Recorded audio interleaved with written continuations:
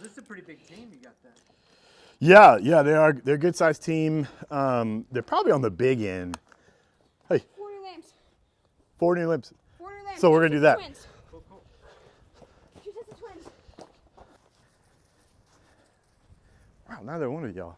So yeah, brand new twins. 2 sets there. Okay. Well, so normally what we do, so we kind of lamb on pasture a little bit. We also we'll barn lamb if we can, but it's a little the Cheviots are pretty wild sometimes, and so they're just they're real strong flight instinct, real strong survival instinct. So they're great mothers, but we like to put them up in the barn if we can without too much stress because it lets the lambs and the mothers bond real well, Right. especially for first time ewes. The ewes that are older, it's not a huge concern, but the first timers, you like that as well. And then that lets us tag everybody, make sure everybody's good and healthy, make sure the lambs are good, and Sure. just that kind of that basic husbandry component. Yeah, so these are two little Cheviot lambs. Yeah. All right. Oh, and you're dried off and you got full bellies of milk. We have 46 ewes in the breeding flock, 1 ram.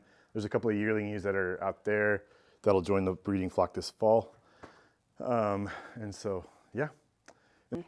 I'm finding that through shearing, it's helping me put all the pieces together of our regional fiber system and see who's doing what where in a way that I really didn't know before, which is fun. Okay. So I've only been shearing for about a year,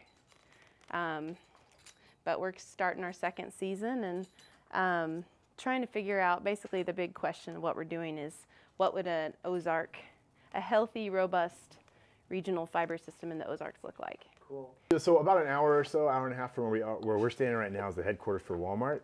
Right. And then, maybe 40 minutes from here is the headquarters for Tyson. So two of the largest players in the destruction or the harming of rural towns in America at least. Right.